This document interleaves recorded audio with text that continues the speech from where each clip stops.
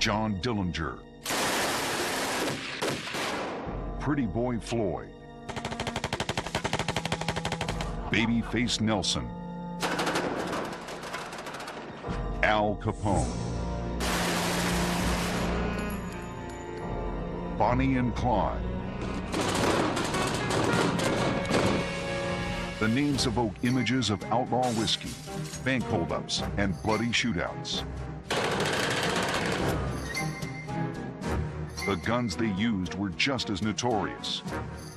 Colt 45s and 38s. The Tommy gun.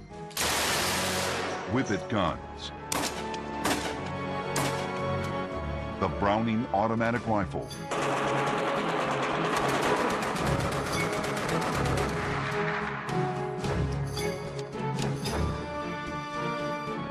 These legendary weapons are forever linked with the storied lives of the gangsters of the 1920s and 30s. Their exploits filled the headlines, but it was their firepower that brought them fame. Gangsters employed pocket guns, which could be easily concealed. It's not a terribly effective caliber. 32 is more effective than 25 was. 25 is the most common pocket gun, or pocket caliber, but it beats throwing rocks. Gangsters were also the first to use automatic weapons outside of the military. Some of these guys came out firing, and this is what they came out firing. And it was scary to go against something like this. The desire to win at all costs set the gangsters of this era apart from any other criminal element in American history. They seem to be incredibly bold and daring and have great presence of mind in the face of fire with bullets whizzing by their head. They seemed entirely unaffected by that. So some of these jobs they pulled might have been extraordinarily difficult, but they were there for the duration. But how and why did gangsters become so well armed in the early part of the 20th century?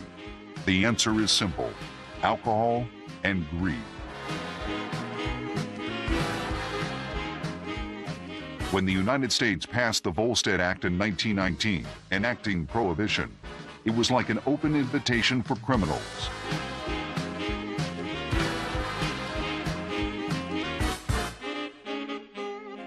Well, people continued to drink.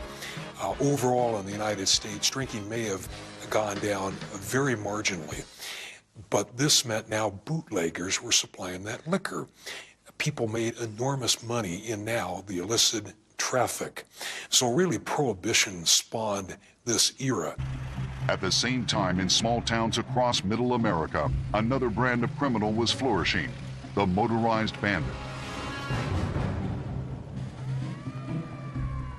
Bonnie and Clyde, Pretty Boy Floyd, and Babyface Nelson derived their income not from booze, but from robbing banks. Though not as sophisticated as their big city counterparts, the motorized bandits became just as well known and just as deadly. If one understands that Bonnie Parker was 4 feet 10 inches tall and weighed 85 pounds, and she could run and hip shoot a 20-pound machine rifle like a Marine, then you get a thoroughly different picture of who Bonnie Parker was and of what the Barrel Gang was about. Today, the image of the 20s and 30s is often one of incredible violence and lawlessness. But in many respects, the era was one of the most crime-free periods in American history. There wasn't much crime against innocent citizens during the 1920s and 1930s. When the gangsters and outlaws killed people, they were from rival gangs or they were lawmen. In the late 1920s, my mother told me that with my father, they would walk through Central Park to after-hours clubs up in Harlem with never a thought of danger. There was no such thing as mugging. There was no such thing as rape. That would have outraged the community. The criminals of the day adopted a strict code of conduct regarding the protection of innocent civilians. And as the roaring 20s gave way to the despair of the Great Depression, many gangsters became romanticized figures. In particular, the public viewed the motorized bandits of the Midwest as latter-day Robin Hoods. To properly understand the gangster era of the 1920s and 30s, you first must know how America was. In that time, you had poverty beyond the ability of most people today to imagine. Racism was the law of the land, and firearms of any kind were available to anyone. There were a series of high-profile criminals who attracted the public's attention. Law enforcement in those days could only go to, a lot of cases, city limits, county limits, and to state limits that stop. Well, then the guys could flee in peace to the next state or the next county. Both big city gangsters and the motorized bandits borrowed their tactics from another romanticized age of American lawlessness, the Old West. Many of the criminals who got their start in the 1920s had grown up hearing stories about outlaws like Billy the Kid and Jesse James.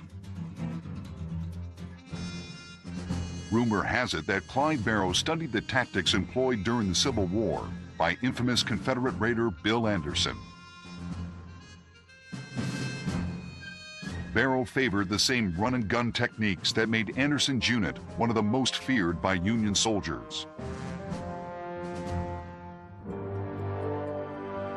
Prohibition and money gave the gangsters and bandits of the 1920s opportunity and motive.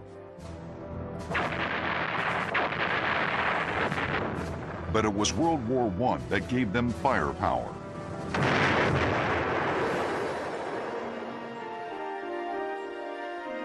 When the war ended, the United States was flooded with millions of weapons that returned home with soldiers from the front. Because the nation had almost no gun laws, it was possible for a private citizen to own even the most powerful military machine guns.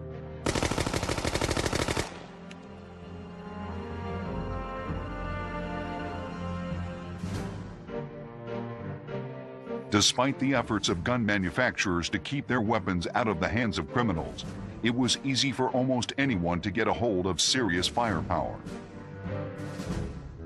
Actually, you could buy them on the commercial market. Colt did make a commercial model, the R75, and the Colt Monitor was available if somebody had enough money.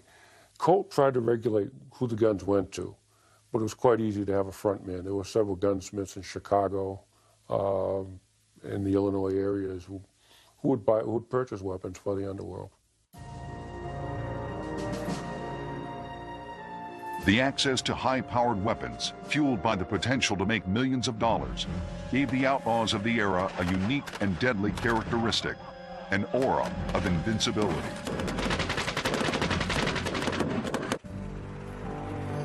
But before big gangster guns blazed across America, gangsters favored a small, easily concealed weapon to do their bidding. Their choice was the pocket gun. Even though the gangster era was ultimately defined by big, powerful automatic weapons, outlaws initially believed smaller was better. Pocket guns were compact and easy to conceal. They were also highly popular on both sides of the law. For many people, the pocket gun was the great equalizer that helped keep society in check. Pocket guns, to me, bring back a more civilized era. I very much believe in politeness and being courteous to one another. And you should do it of your own volition. But in the 20s and 30s, and it didn't matter if you were in Chicago or if you were in South Georgia or if you were somewhere in the Midwest or Arizona, you were polite to someone if for no other reason you didn't know what they had their hand on in their pocket. And so it would behoove you to be on your best behavior. Not insult the man's lady, don't kick his dog, leave his children alone because he just might reach in his pocket and put a bullet in you. Pocket guns didn't pack much of a wallop, but in the early days of organized crime, getting the drop on someone was more important than the size of your gun. The most favored pocket guns were either a 25 or 32 caliber, usually manufactured by Colt. The guns were easily concealed inside a pair of pleated pants or in a shoulder holster.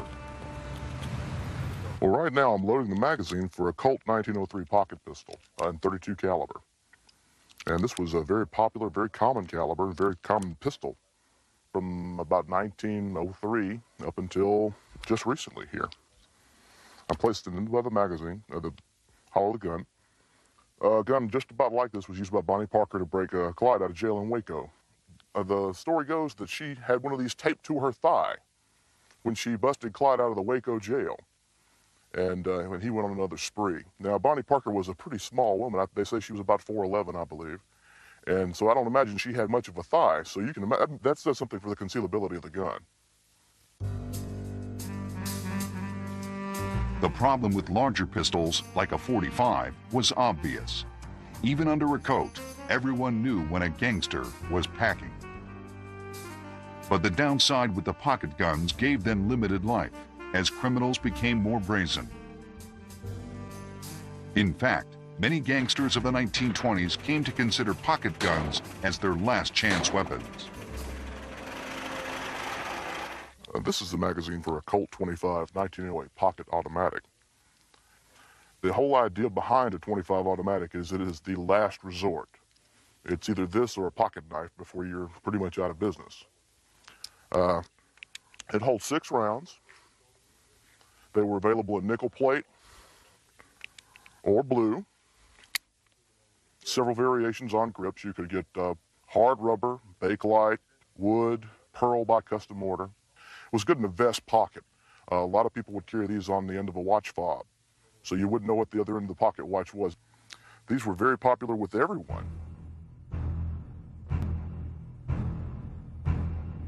But as gangs grew more violent, police fought back, and criminals quickly realized they needed to increase their firepower. Rifles and shotguns were at first seen as too cumbersome. Instead, gangsters of the day wanted a gun with a lot of stopping power that could still fit in the palm of their hand. The answer, 2 automatic pistols, the .45 and the Super 38. Both were large handguns. Both could kill a man where he stood.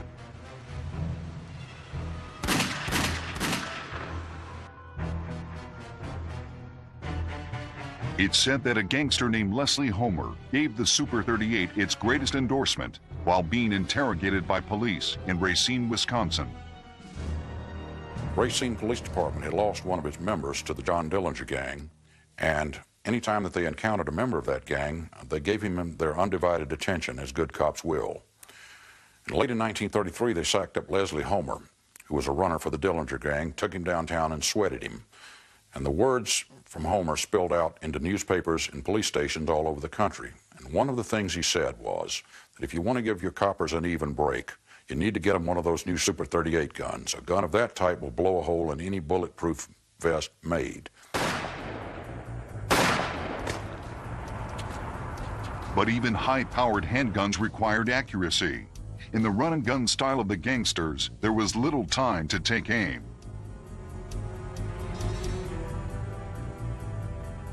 Pistols work best in close-fire situations. For robbing banks or shooting at an enemy from a moving car, something better was needed.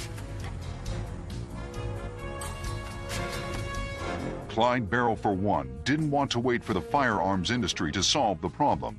He did it himself.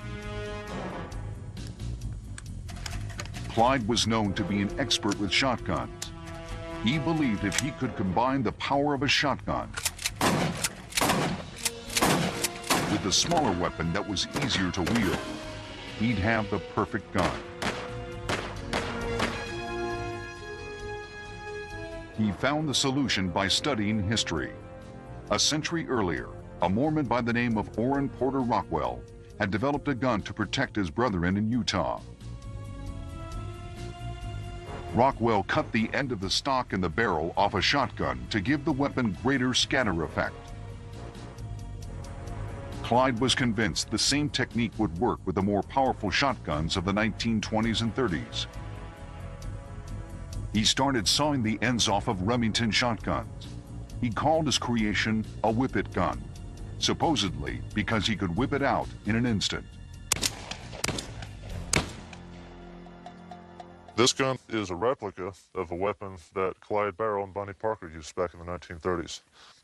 This gun was modified by having the barrel cut off to about a shotgun shell's length past the end of the magazine tube where the extra shells were held. If you'll notice at the design of the strap, it loops over the shoulder, but what happens is if you hung it, you'd bring it up and it would swing it up to the shoulder. Now, it wasn't meant to be used like you see in the movies, like you see in all the action pictures nowadays. These were designed primarily to be shoulder fire weapons by people who were actually using it who were of very small stature. As the gangster era progressed, one thing that set the outlaws apart was how good they were with their guns.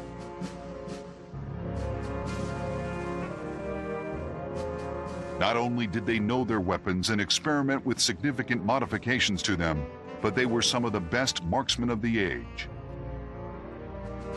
They went out into the woods, they went into rural areas, they practiced, they knew their weapons, they cleaned their weapons, they broke them down because they knew you lived and died with your weapons. So they just didn't spray bullets all over the area. Many of these gunmen, the enforcers for these gangs, were deadly marksmen, and they practiced regularly. But as the gangs acquired bigger and better guns, so did law enforcement. By the mid-1920s, it became obvious to the more ruthless gangsters that in order to stay one step ahead of both the police and the competition, drastic steps needed to be taken. Being a good shot was no longer enough. Messages of intimidation would now be delivered in a hail of lead. The machine gun was about to become the gangster's weapon of choice.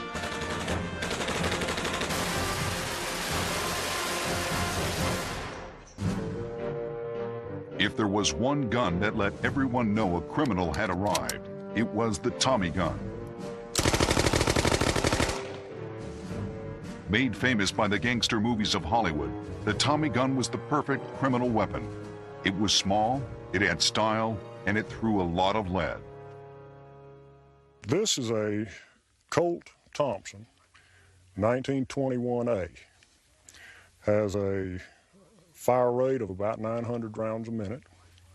It was very popular in the 20s and 30s with both sides of the law due to the fact that it shot the .45 Colt cartridge, which is well known for its man-stopping ability, and it delivered a lot of lead in a hurry.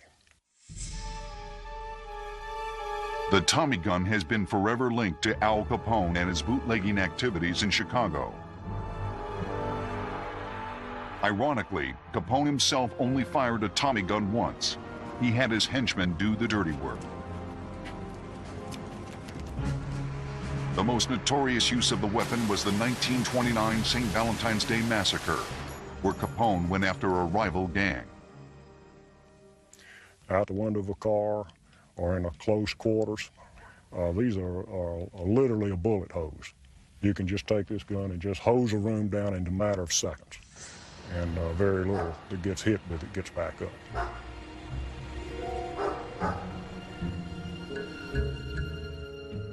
Though the public immediately associated the Tommy gun with outlaws, many of the most famous gangsters never used it. John Dillinger had his picture taken holding a Thompson, but he was a very bad shot. Bonnie and Clyde, perhaps the most famous gangsters associated with big guns, never owned a Tommy gun. For the Barrow Gang, the Tommy gun wasn't powerful enough.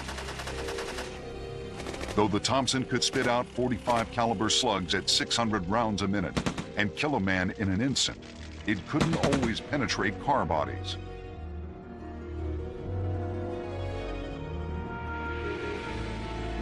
At the time, there was only one handheld gun that guaranteed the power to splinter a V8 Ford, the Browning automatic rifle, otherwise known as the BAR.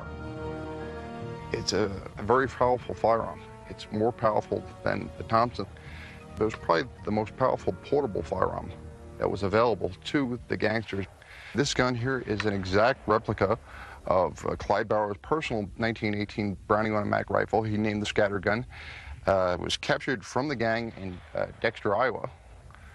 And basically, it's a standard 1918 BAR that 3 or 4 inches of the barrel has been removed, and the stock has been cut off just past the buffer tube. Clyde basically cut these guns down to make them more portable, and makes it a great gun for a motorized bandit. Clyde trained Bonnie in the use of firearms, and she became a very good marksman herself, not only using smaller caliber weapons, but she also used the BAR. And the BAR is a heavy automatic rifle that fires a .30-06 round. Bonnie didn't weigh much more than 100 pounds, and yet she wielded one of the nastiest weapons ever used, the BAR. The BAR had been introduced by the Army at the end of World War I. When a gangster who knew how to handle one fired a BAR, all hell broke loose. It was a rock that got a lot of gangsters out of ambush situations. It gave them the firepower and the ability to break out of almost insurmountable odds. If you just want to throw up a lot of lead to cover your escape, it's great because the human factor, if you're firing at someone, they're generally going to duck unless they've been through combat. And especially with something like this, it has a booming report, and you're throwing a lot of lead out. It makes people duck.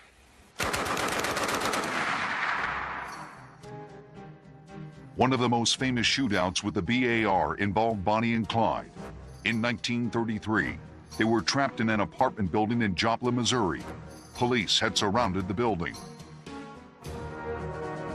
The Barrow gang opened up from the second floor of a 2-story stone apartment with 3 BARs. As the guns rattled on, Bonnie yelled downstairs, "Turn it on them, Clyde, we're coming down." The Barrow gang came down the stairs with Bonnie lugging a BAR. She turned on a large oak tree, behind which was Sergeant G.B. Kaler of the Missouri Highway Patrol. The splinters forced him backward over a stump, and he fell down with only 1 bullet in his gun. He would later say, after they had escaped, that little red-headed woman filled my face up with splinters with one of those damn guns. One gangster who lived by his BAR and eventually died by it was Slim Gray. Though Gray was not as well known as some of his more infamous colleagues, he had an air of invincibility about him. Slim was a minor league crook who was hiding out in Chicago when police and the FBI showed up outside his door. Gray fervently believed that his BAR and bulletproof vest would protect him. He was very wrong. Slim Gray, all 6'2" and 125 pounds of him, came down the back stairs with a bulletproof vest and lugging a BAR. At the bottom of the stairs, a gunfight broke out. The agent with the .351 rifle shot Slim Gray straight through the vest, and he flopped down in the yard.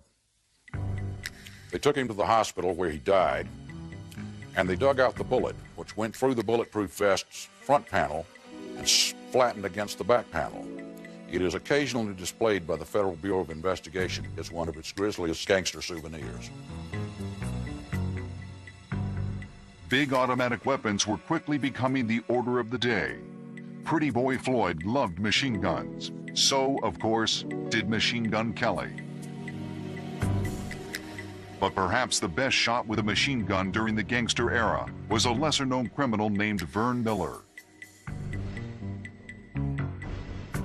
Like many of the gangsters of the 1920s, Miller was trained by the Army during World War I. After the war, he returned home to South Dakota, where he became a policeman and then a sheriff. But when Miller was caught embezzling, he fled and began a life of crime. His training as a police officer made him an excellent wheelman. Gangsters like Alvin Karpus and Pretty Boy Floyd hired Miller for his ability to drive fast and safe.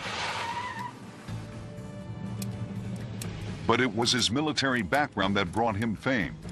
Vern Miller was reportedly so good with a machine gun, any machine gun, that he could write his name in bullets. Miller pushed his luck when he crossed Al Capone, and Capone went looking for him. Capone sent 3 of his flat-nosed boys to a place called Fox River. They mixed it up with Miller.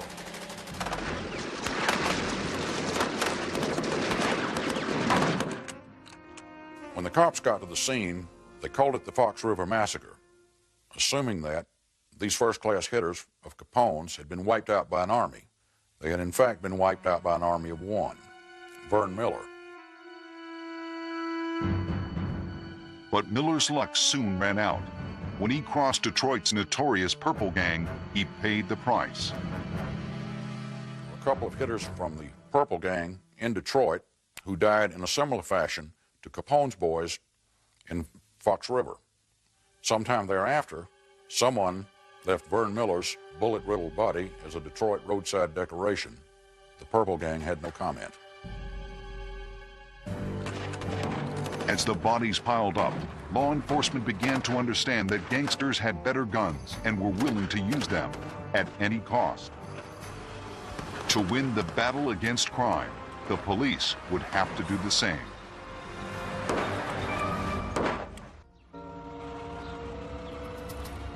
By the early 1930s, the gangsters of the big cities and the bandits of the Midwest were legends.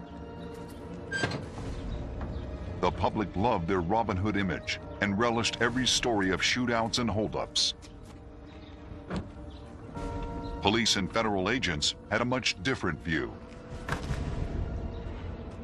The outlaws they faced were some of the best armed criminals in history, and some of the most ruthless.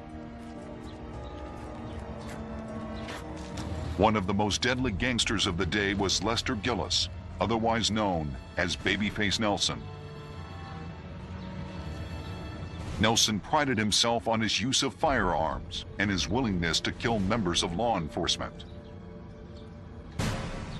In fact, when it came to the police, Nelson never ran, even on the occasions when he himself was shot.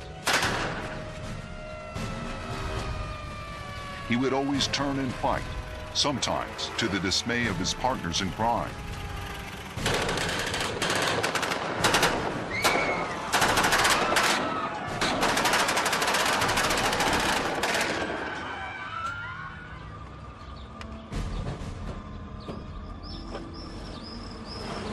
On August 14, 1934, Nelson, his wife, and another outlaw were driving near Barrington, Illinois.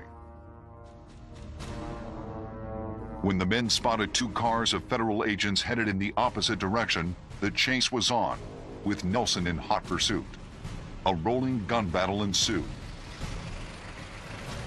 One must understand that Nelson had a particular hatred for federal agents.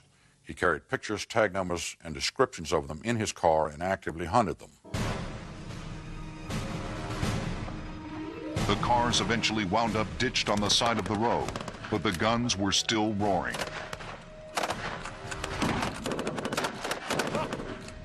And it was just a hellish firefight with hundreds of rounds being sprayed all over the area, pinning down Babyface Nelson. And he told his partner, he said, "I've had enough of this." And he charged the FBI agents, guns a-blazing. It was Babyface Nelson's last hurrah. Not even his trusted Tommy gun could save him from the blaze of bullets fired by the doomed FBI agents.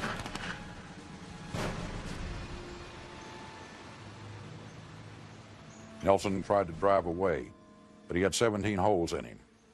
They took him to Father Philip Coughlin's house in Chicago.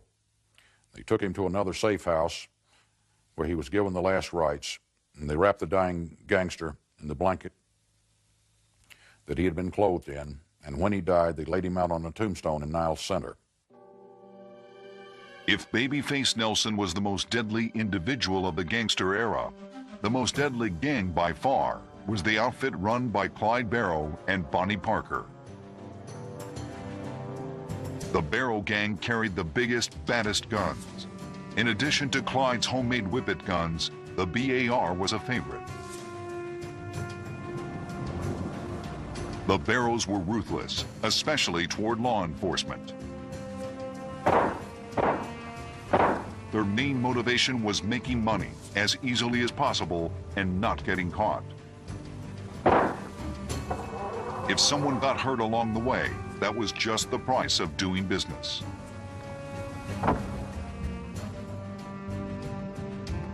Like many of the criminals of the time, Bonnie and Clyde were seemingly unafraid of death, partly because of the intense firepower they carried.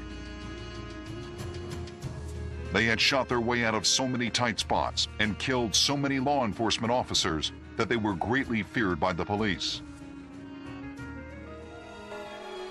A lawman named Frank Hammer had assembled a posse of 6 men to hunt down Bonnie and Clyde.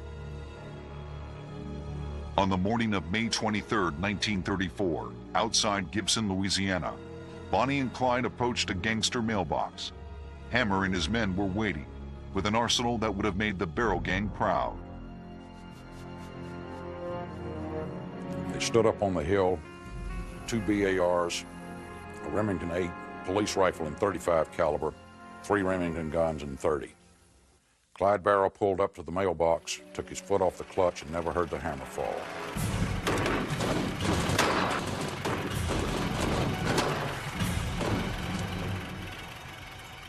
It is not by treachery that these men ambushed him this way, and it is not because Clyde was so bad. It was because Clyde Barrow was that good, and had they given him any chance, someone might not have gone home to his wife. Clyde, struck by 48 rounds, died immediately. Bonnie was hit 37 times. Police cautiously approached the car. When they opened the passenger door, Bonnie fell into the arms of Officer Ted Henton. She had a slight pulse, but by the time Henton tumbled her back into the car, she was dead.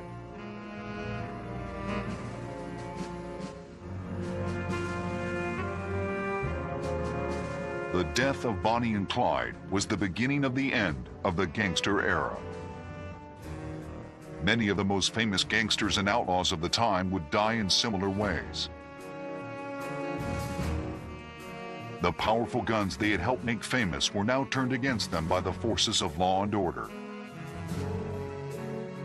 In the world of gangster guns, the philosophy of an eye for an eye had become a bitter reality.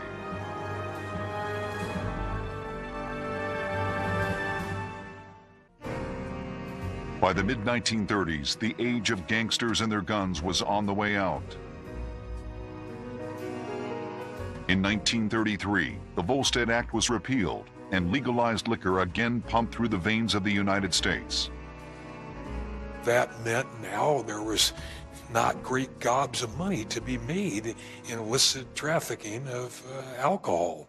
And this was really the beginning of the end for the great gangs. This was their money cow, their cash cow that drove the operation. That was ended. In the big cities, reform-minded mayors and city councils were voted into office. Without the large amount of cash the gangs used to have to throw around, it became nearly impossible to bribe public officials. The 1934 National Firearms Act was an attempt by lawmakers to make it tougher for criminals to access guns. During the early days of their reign of terror, gangsters had been careful not to kill civilians.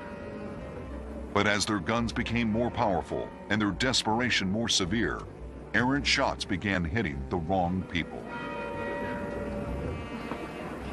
An increasingly angry public grew weary of innocent bystanders, especially children, falling victim to the guns of hoodlums.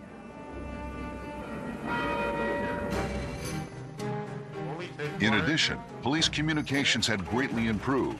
No longer was an outlaw free and clear if he could lose a chasing police car. Police headquarters, Bayonne, calling all cars. Will proceed immediately.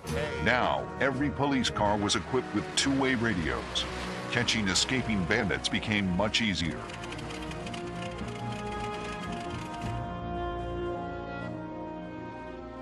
On top of it all, the times had, quite simply, changed.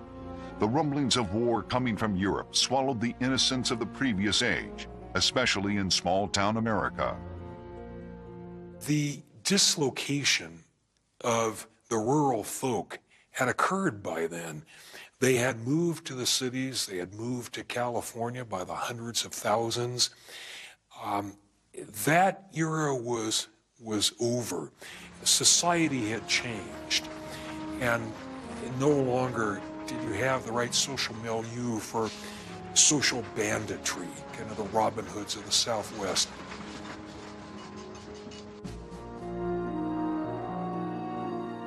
A less tolerant public, stronger law enforcement, and better tactics and equipment with which to catch the crooks made the life of a gangster all but impossible.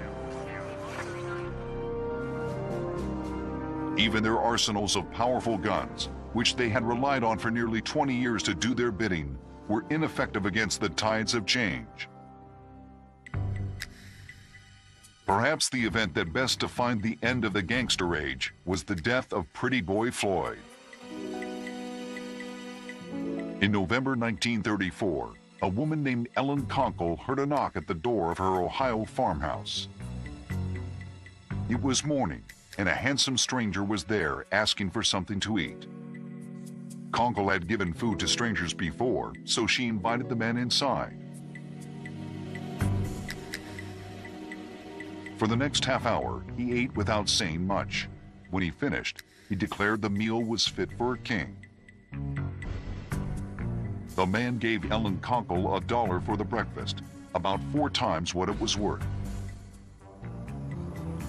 A moment later, Conkle's yard filled up with police cars, and the stranger took off running across her cornfield. They saw him emerging from this farmhouse, and he made a dash across a field. And they simply executed him. Half dozen rifles opened up on him. And in fact, when they came upon him in this field, there's some fairly strong evidence that he was still alive, and they shot him there at point-blank range. They weren't concerned with courts in those days, and when they found somebody and that guy raised a finger to resist or a gun, they just shot him, and it was the end of it. The police told Ellen Conkle that the fellow she had just given breakfast to was none other than Pretty Boy Floyd. The man who had hunted down Floyd was Melvin Purvis, the head of the FBI Chicago office. The story of gangsters and their guns can be summed up in the moment Purvis stood next to the body of Pretty Boy Floyd in that Ohio field.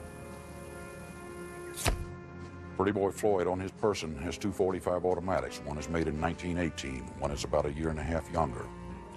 Melvin Purvis on his person has a 1925 Colt commercial automatic, nickel-plated. And at the end of the day, what you must know is both men chose not similar guns, but exactly the same gun. And they chose them for the same reason. And what separated these two men was not their guns, but their choice in life and their character. Since the end of the gangster era, there have been few individuals in the modern age who have used guns like the outlaws of old. Experts believe that the nature of crime has changed. Where gangsters of old fought battles against large institutions like police and banks, today's criminals are less willing to take on the world. Instead, crimes against people and property are more common than during the daring days of the gangster age. Another reason the age died in the days before World War II was the spirit that made the criminals stand out was extinguished. few outlaws of the modern age exhibit the kind of willingness to die that many of the gangsters of the 1920s and 30s lived with every day. Because their exploits were so outrageous, and because of their willingness to use the best guns of their time, they continue to fascinate. Today, weapons used by the gangsters and motorized bandits are highly prized by collectors. Transferable Browning automatic rifles for the general public, they've almost doubled in price in the last year. Even what we call dealer samples that are available to dealers only, Class 3 dealers, have gone up to the realm of $3,500. It's a testament to the staying power of the image gangsters portray. They use the state-of-the-art weaponry. So here they were fighting lawmen with BARs, Thompson submachine guns, high-powered hunting rifles, handguns of all sorts, plus a number of weapons that they modified themselves. They didn't attack, for the most part, the average citizen. Most of their great gun battles were with lawmen. And many times they came out on the winning side of that gun battle. They had magnificent escapes with all odds stacked against them. And so I think Americans in general tend to romanticize figures such as that, who take on the establishment with nothing but their own guile, their own courage, their own nerve, their own savvy and intelligence. But in the end, the outlaws of the 20s and 30s were beaten at their own game. Police got smarter, the public became intolerant, and the guns on which the criminals relied were just as powerful and just as effective in the hands of an FBI agent.